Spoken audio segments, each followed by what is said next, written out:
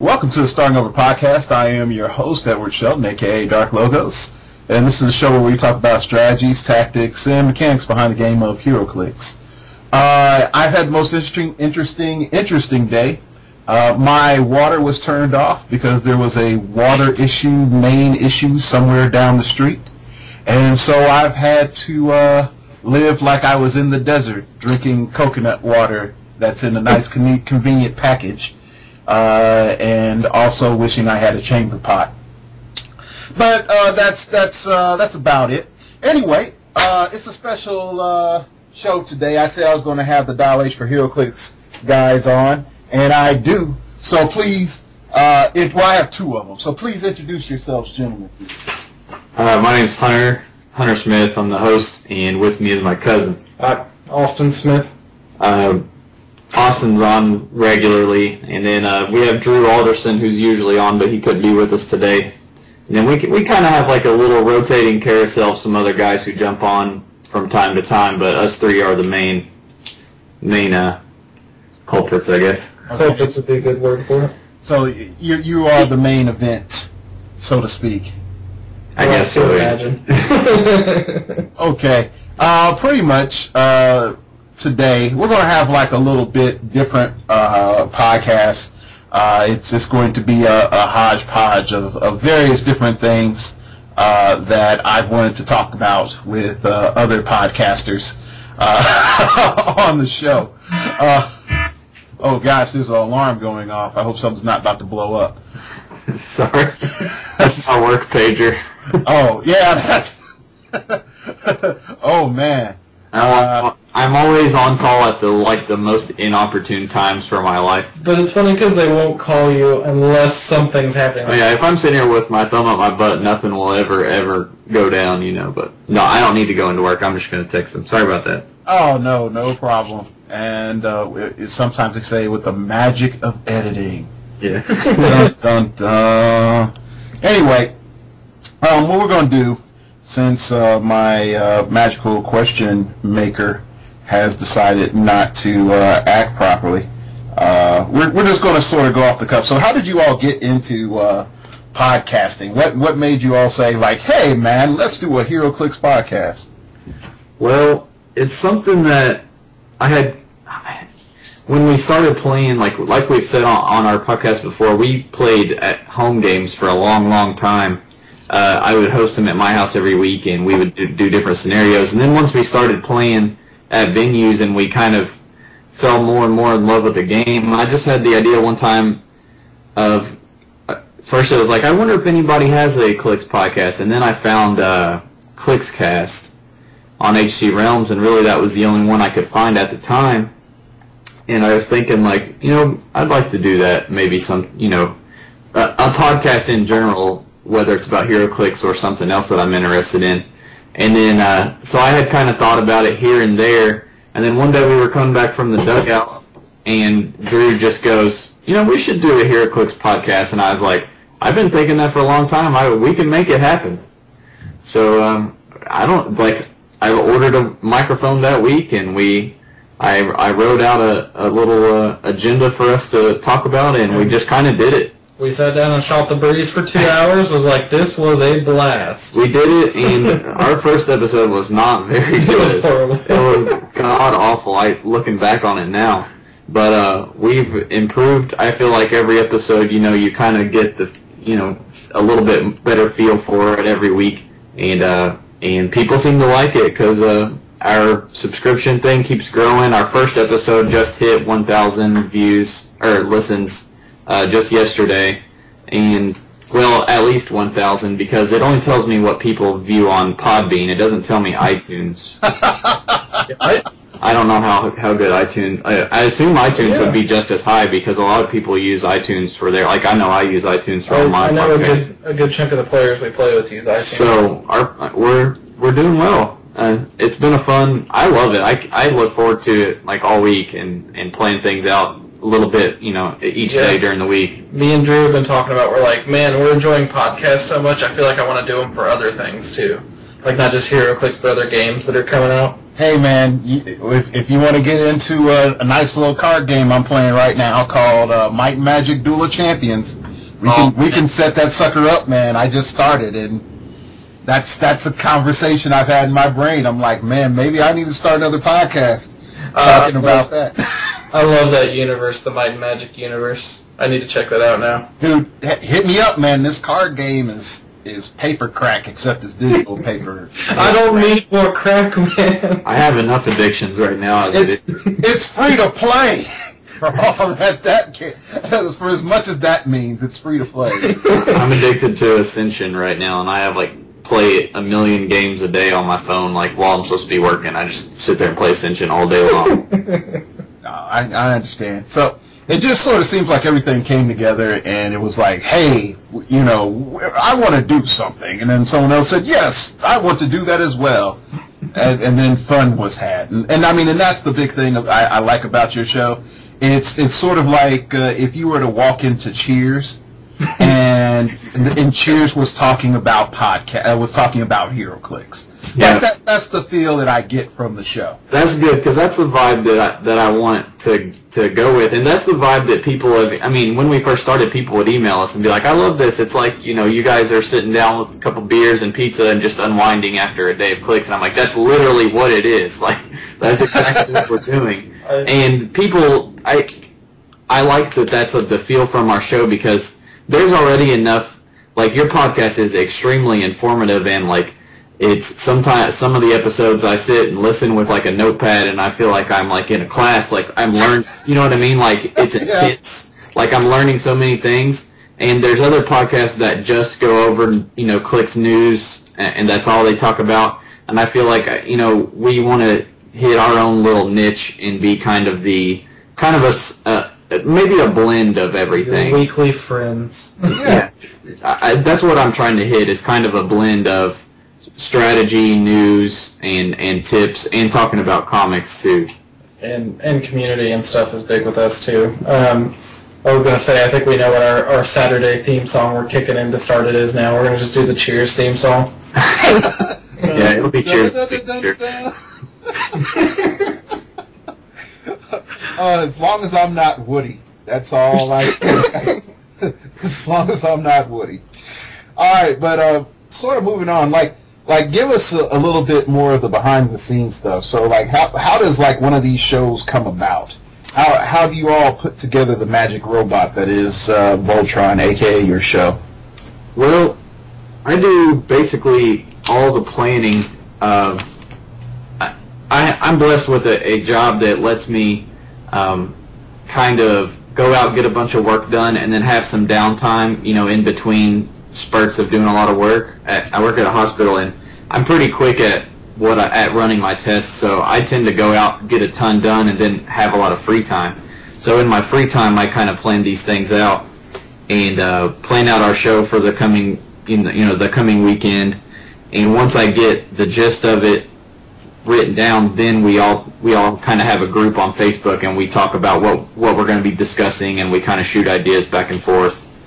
And basically that's it. And then, Austin and Drew and I are together a couple times a week, and we're like best friends, so it works out nice. We're constantly seeing each other and talking about things, so that when we get in here to do the podcast, it's just natural. It's as natural as it sounds. It's just us continuing our conversation that we had in the truck on the way to Clicks. You know?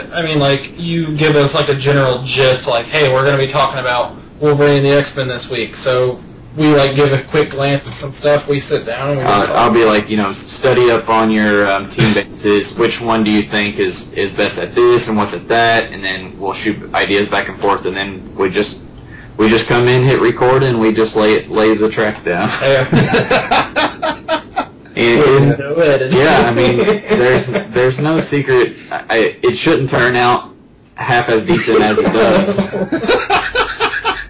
But it turns out, it's kind of, we just have good chemistry. And I kind of noticed that when we would drive to Clicks, us three, we just are, cracking up just nonstop all the way there and back. And we just have good chemistry, and I think that translates well into our show. And And a lot of listeners have pointed that out, that they kind of like that that back and forth and that friendliness part of the podcast. Friendliness? What podcast are you listening to? Yeah, and I mean, I think that's one of the big things about different shows that came out for the heroclix genre is everyone does have their niche, but it really sort of comes in is that like some personalities go well together and some personalities don't. Yeah. Like for me, when I was listening to Clixcast when Gouda was still on there, I was like, yep, it's a wine and a cheese, you know, a little bit more wine than a cheese. And that's how I sort of felt about Clixcast, and I didn't really like it. When Jeremiah came on, I was like, now I can like tolerate this show, you know. But I gotta say, like, Gouda really was the same note as Steve, but that's how I looked at it. But then when you go and look at something like Push the Regen, it's like happy fun time. It's like, when I listen to them, I'm like, it's a variety show. I'm having a good time.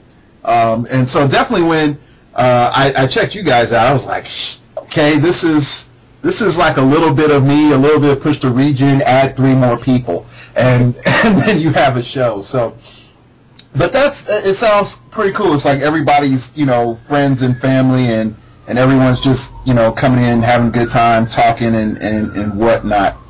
But one of the big things that really just sort of came in, how'd you guys just sort of, you know, come up with your name of your podcast? Because when I think Dial H, it's Dial H for Hero, and that's a comic, but right. But how did you come to that? I'm getting credit. Yeah. Austin eventually was the one who came up with the name.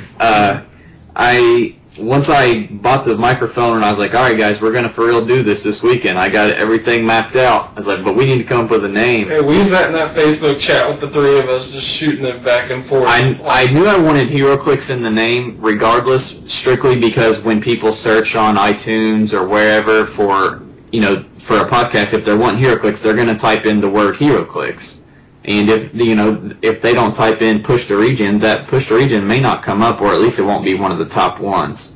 So I wanted heroclix to be in the name so that when people did searches, it would come up pretty quick. You know what I mean? Mm-hmm. And we shot around some ideas, and then Austin and I had been reading the current New 52 Dial H for Heroes, and it was we had just talked about it like a few days earlier, so it was kind of fresh on our minds. And he was like, "What about Dial H for heroclix?" And at first I was like, and then it kind of grew on me. I was like, "All right, that sounds good enough." Yeah, we couldn't get amazing. We just went with good enough. I was like, yeah. I didn't get excellent. Average is okay. Yeah, exactly. I threw it. It just happened to work. Oh gosh. Anyway, so moving on.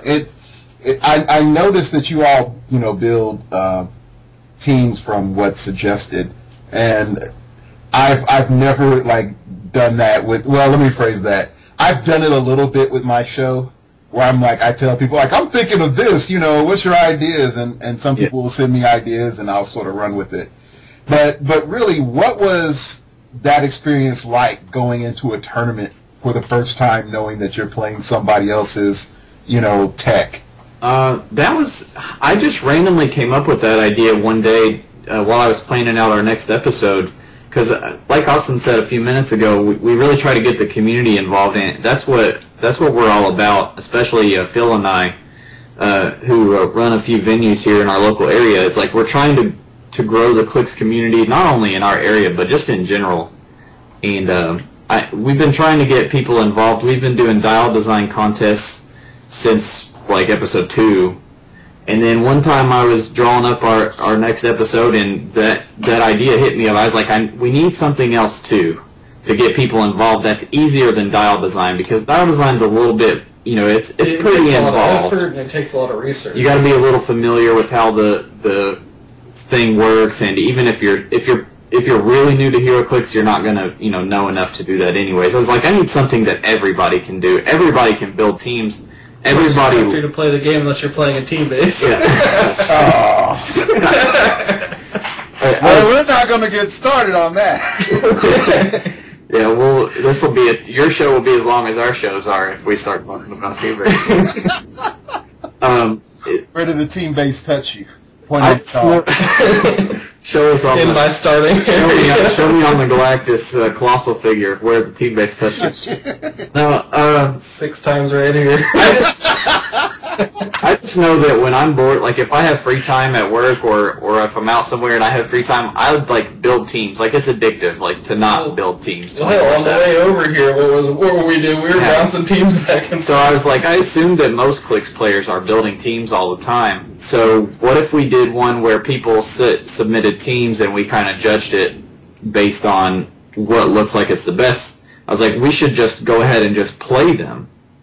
And that way it's kind of like a raffle, but it's kind of not because, I mean, the better the team you build, you're increasing your chances of winning. If people don't know how it works, we have people submit, we give a build design, and I'm lucky that I run our venue so I can make it be whatever I want it to be. With an iron fist. Yeah. So I'll pick a date coming up in like 3 or 4 weeks, and I'll go ahead and set the build rules. Like the last one we did was 6 figures. You must use 6 figures and 600 points modern age. And I allowed resources, but not colossals and not team bases. And listeners can submit teams to us, and then we each go through and pick which one we like the best, each of us, and then we play that team during the tournament whenever that tournament comes up, and then whoever submitted the team that did the best for that tournament wins a prize. And I love it. I've had a lot of fun with it. I don't know if Drew and Austin like it as much as I like it. The first time I did it, and sometimes I still get bummed when it rolls around because I love team building. That's what I like doing. But at the same time, I like doing it because it almost pushes me into competitive mode, which normally I kind of lay back a little bit when I play, and I take it kind of casual. So it's nice to kind of have a push, and I feel like someone's relying on me to do well now, so I have to do good. But it's fun, and we get some really interesting teams, and I see a lot of pieces that I wouldn't think about playing otherwise, and that's what I like about it. The one I played this past time we did it it looked pretty good. At the outset, it was a soldier theme team, and it looked pretty good. And mainly, I picked it because it had 5 out of 6 pieces were pieces that I haven't played yet, and I've been wanting to. Mm-hmm. So I was like, well, I'm definitely gonna play this. And as I played it, I realized how perfectly well constructed of a team it really was. Like it had such great synergy with the soldier theme team and the keywords and abilities triggering off the keywords like Brant's ability and Brant is awesome. Sod's special perplex that can use everybody with soldier keyword within so many squares. And I just used it on defense every turn. So Brant's plus that was giving me +2s to everybody, and then I would push Cap on purpose, the Fear Itself one, to kick in his special defense ability that gives everybody within 3+1 defense as well. So my whole team had 3+3 defense, like basically the whole game. And you have combat reflexes. It was an excellent, and there were little things here and there that as I was playing, I was like, this is a really well constructed team, and it's fun. It's fun taking that team and as you're playing the tournament, learning more what the person that submitted it to you had in mind. And when people submit these teams, they're allowed to, like I say, suggest a good map that would be you think your team would do well on, and kind of the general idea of how you would like it played. And the more info they supply us with, the better chances they have that we're going to pick it. Yeah, I mean, like that first time we did it, I had that guy PM me, gave me a whole list of strategies and tricks, helped me out massively. Then me and Drew tied down to the single point, and I had to roll off to see. Yeah, the first time we did it, we've only done it twice so far. The first time we did it, Drew and Austin both went 2-1 with exactly 799 points. It was bullcrap. So we had to roll. I made him roll off, and Austin rolled a 10. And then Drew rolls crits. And Drew rolled 12s. And so his guy got the prize. But yeah, I love it. I hope it seems like everybody's enjoying it as far as the community too. And last time we did it, we got at least like 30 submissions. Oh yeah, it was ridiculous. So it's doing well. in our dial design contest, they started off with only like 10 people, and the last one we had at least 20. So it's good.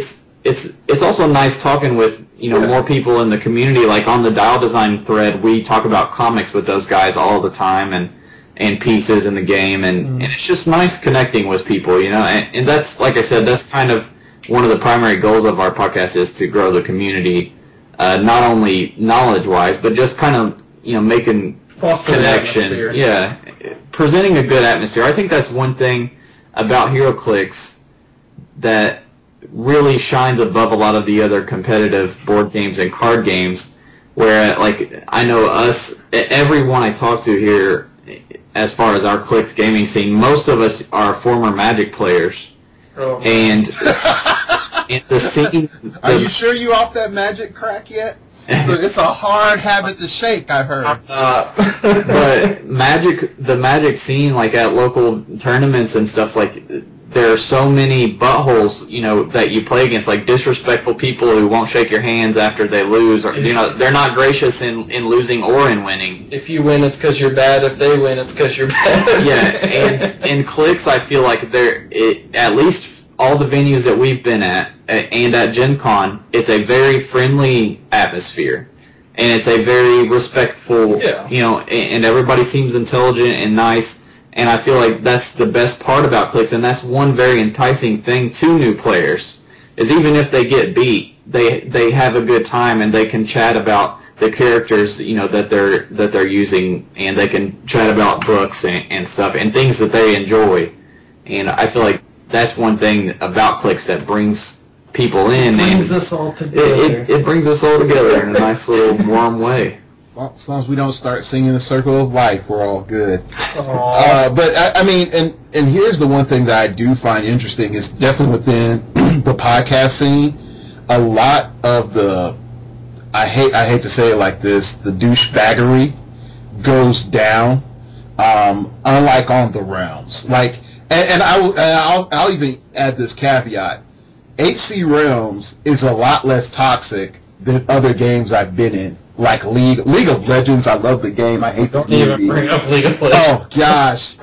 And when I was playing Universal Fighting System, it took a lot of concerted effort to get a lot of the douchebaggery down when Fantasy Flight was in charge of it, and so I mean, HeroClix is cool. I think the bigger problem that comes in within HeroClix for the douchebaggery is usually on like the local scene level.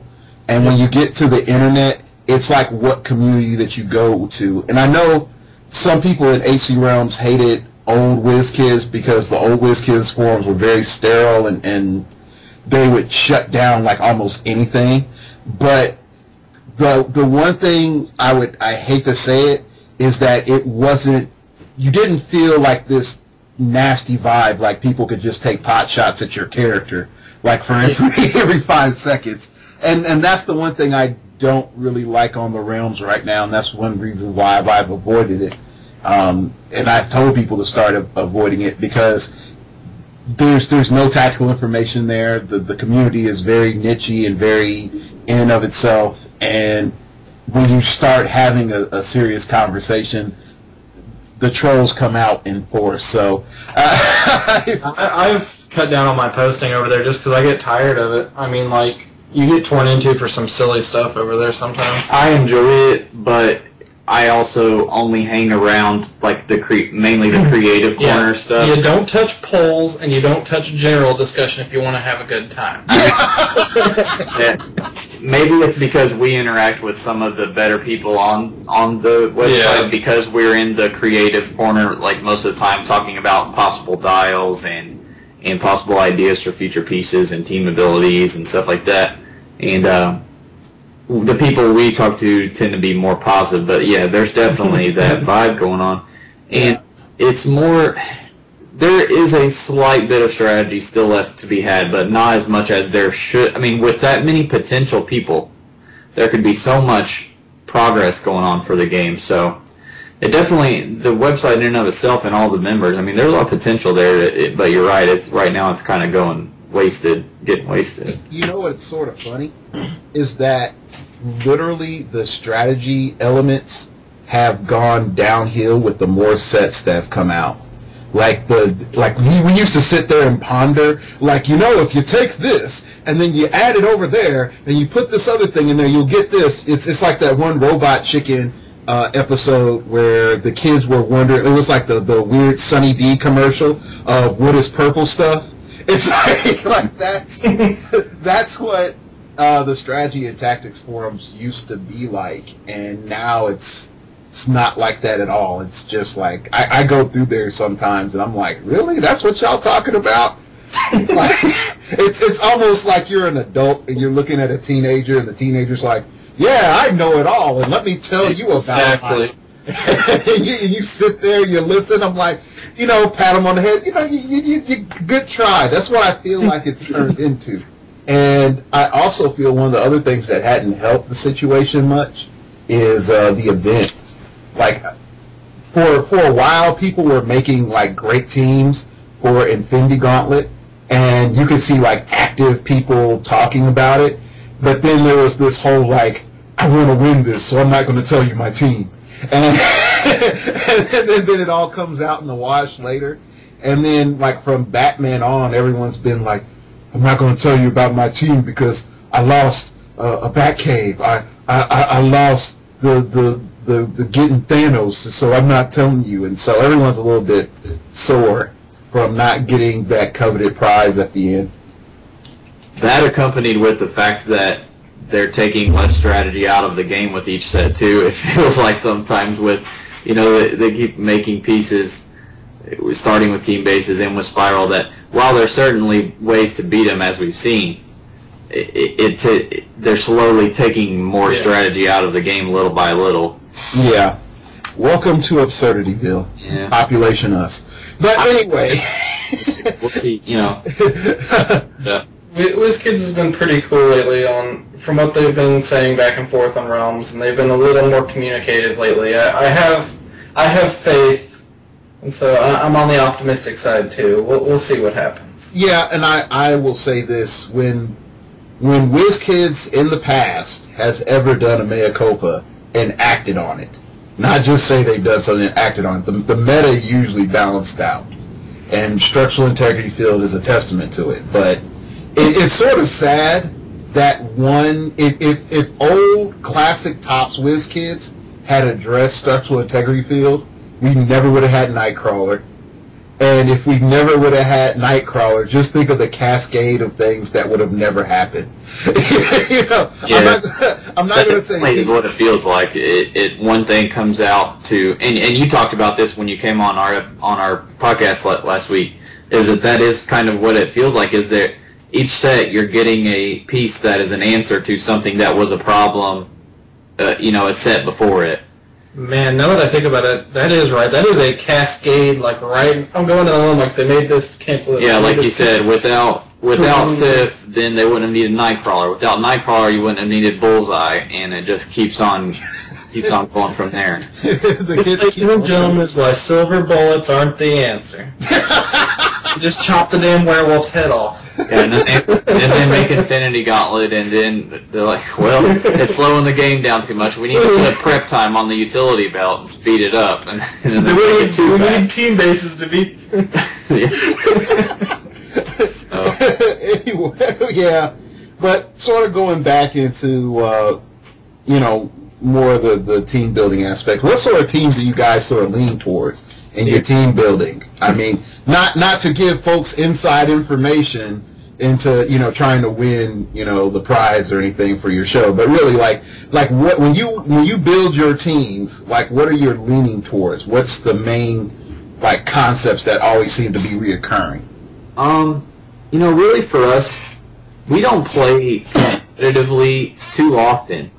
I was going to say, we don't really play, as they're called in Magic, good stuff teams, where we just put we're really doing like the thematic idea. Like, I think that's part of that is a product of our environment, of our venues, because they're ran by Phil and I pretty much across the board.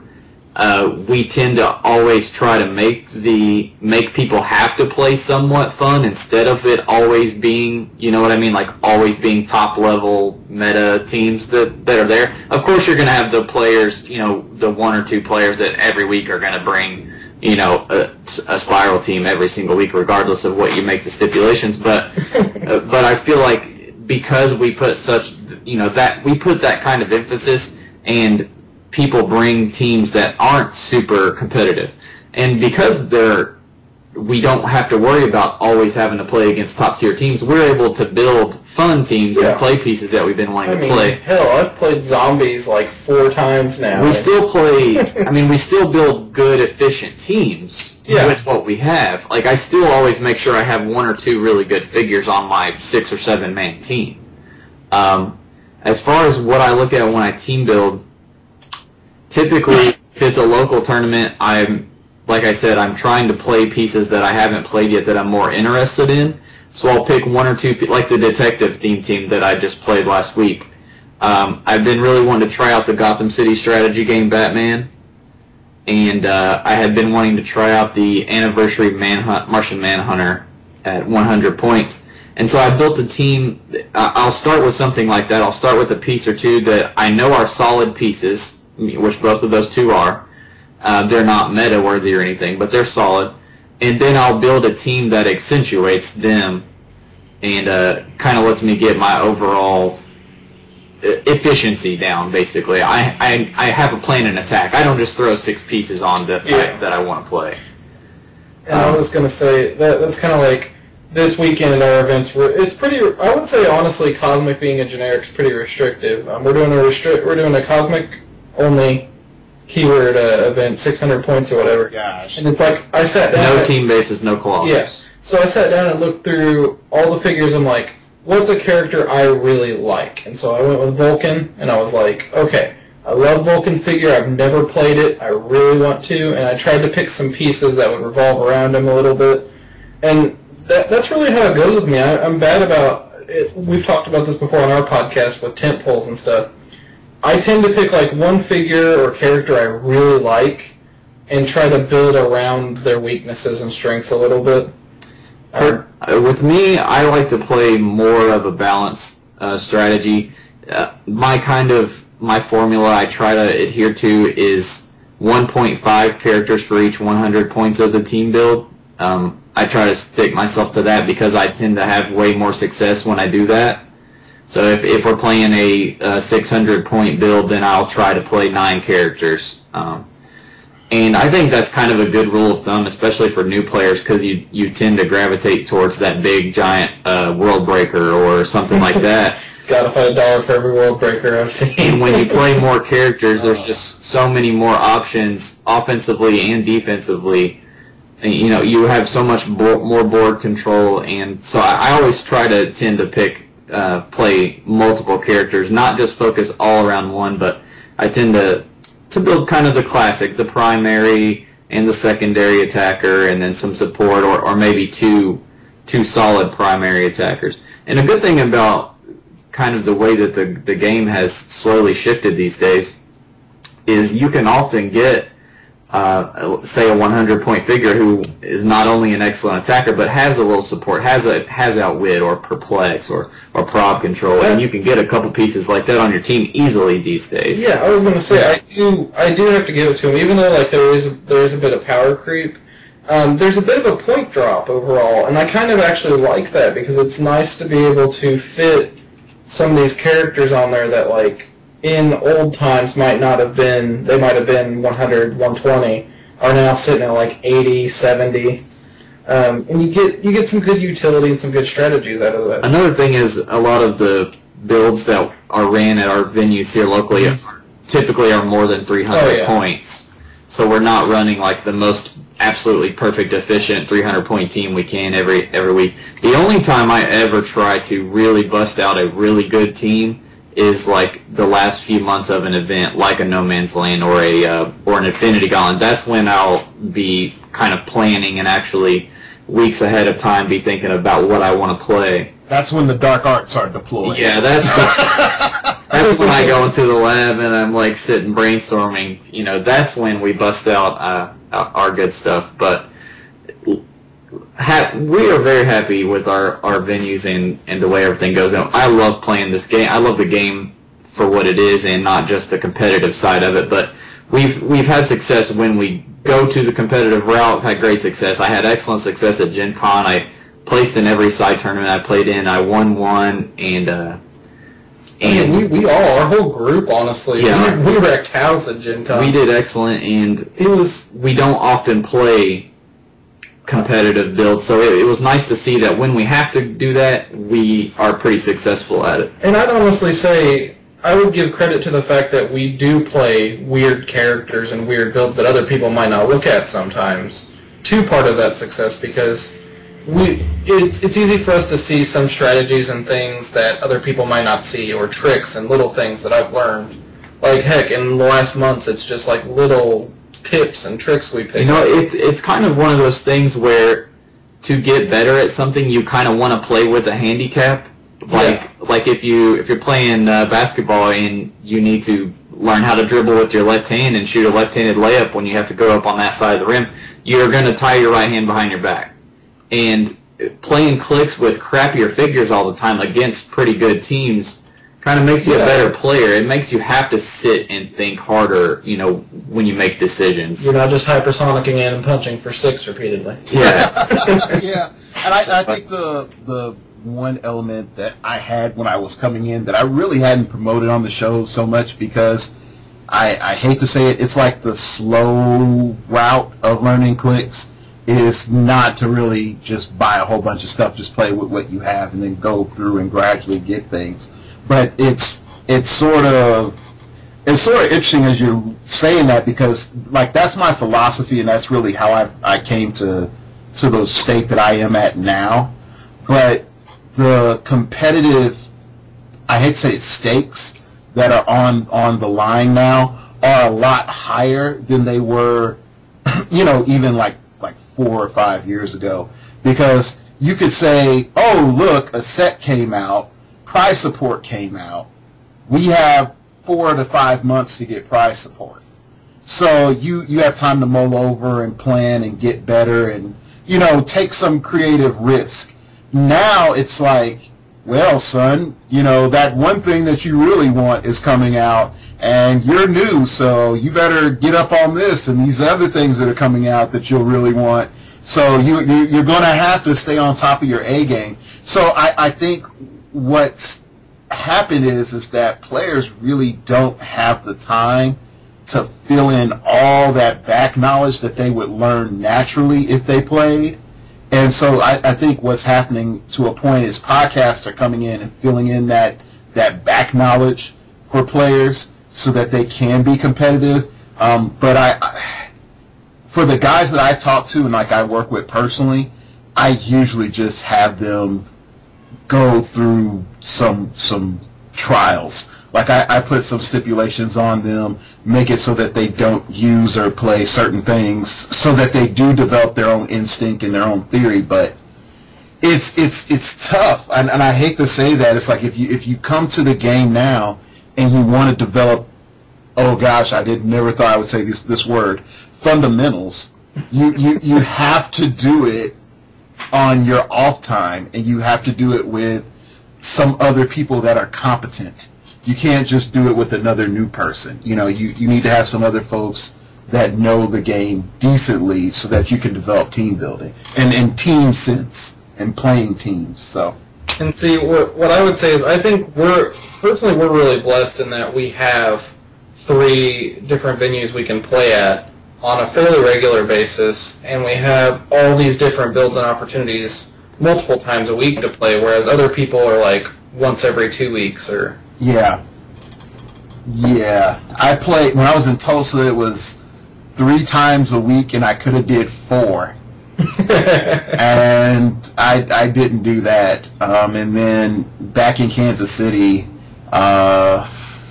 technically if I wanted to, I could do 3 times a week, but I don't have gas money like that.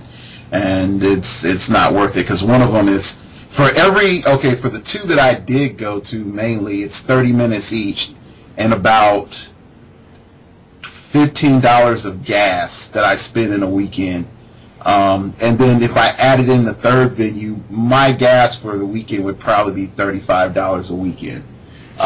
Yeah, so I couldn't afford that. I did it back when I had two jobs and didn't care as much about some things. Now I got other stuff to pay for, and no income. So I was going to say the other thing is I'm happy with the push kind of.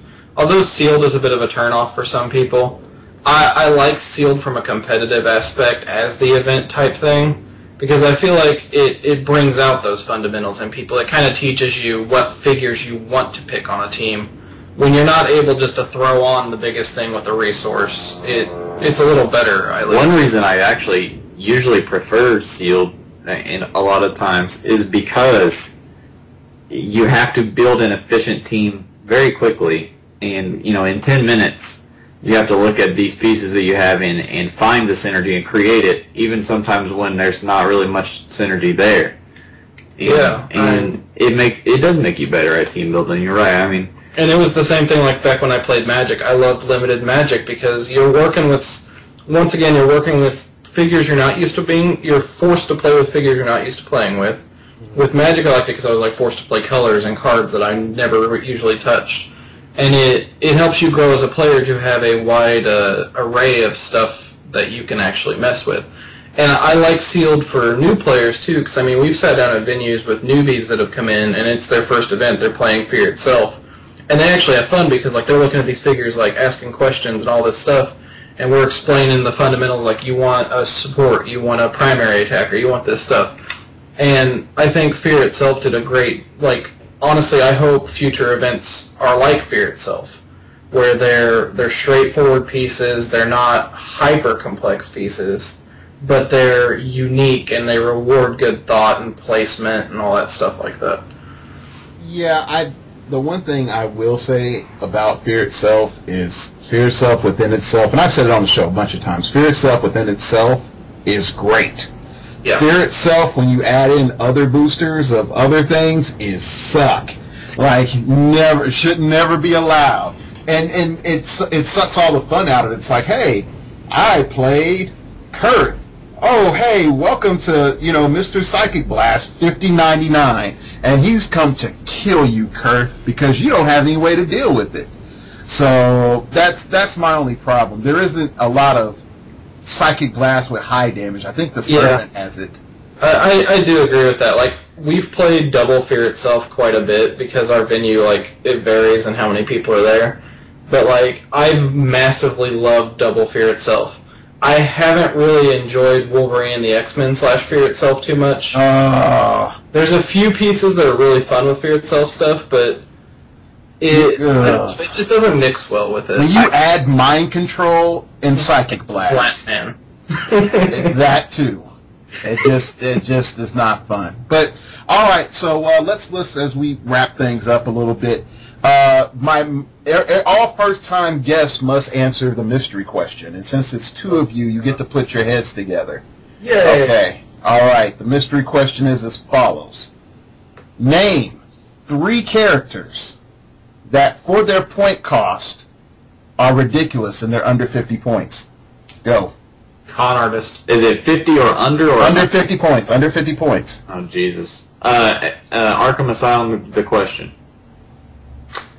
That's definitely going to be right. I just like my con artist. I like my hookers, 21 points. And I'm going to list one that I'm very biased for, and it's not exceptional by itself if you throw it on any random team, but with other Shi'ar teams. The Gravity Feed generic Shi'ar from the Wolverine and the X-Men is bonkers for its points. I've played it just a couple times recently, and jeez, it is ridiculous. Okay. It's dishing out 5 damage for 27 points. You have the usual meta fodder, you have Bat Cycle and stuff too. Oh yeah, well, of course GCPD Motorcycle. Yeah. For Taxi and Barrier for freaking, and Police Ability for 19 points or something. How many points is the new Cerise? She's more than 50. She's 65, I think. Dang. 60 or 69. All right, so we will take that as your answer. So anyway, I would like to thank the Dilation for Heroclix guys for being on. And you can hit me up on Twitter at StartOverPod or email me at startoverpodcast@gmail.com. And last but not least, you can check out the blog startoverpodcast.blogspot.com. Thank you for listening, and remember, we all have to start over sometime. I'm into comic books, figures on the wall. She's into looking good, Vicky C's got a low. And she loves my flaws, yeah, she's not ashamed. I'm a Peter Parker, she's my Mary Jane. She's my Mary Jane, she's my Mary Jane. She's my Mary Jane, she's my Mary Jane. She's my Mary Jane, she's my Mary Jane. I'm a Peter Parker, she's my Mary Jane. I'm a big nerd around her, but she's cool around me. Never knew how she found me. Electric, but she grounds me. And she loves my flaws, she accepts them all. When the darkness comes, I will get the call. I will swing down to save her.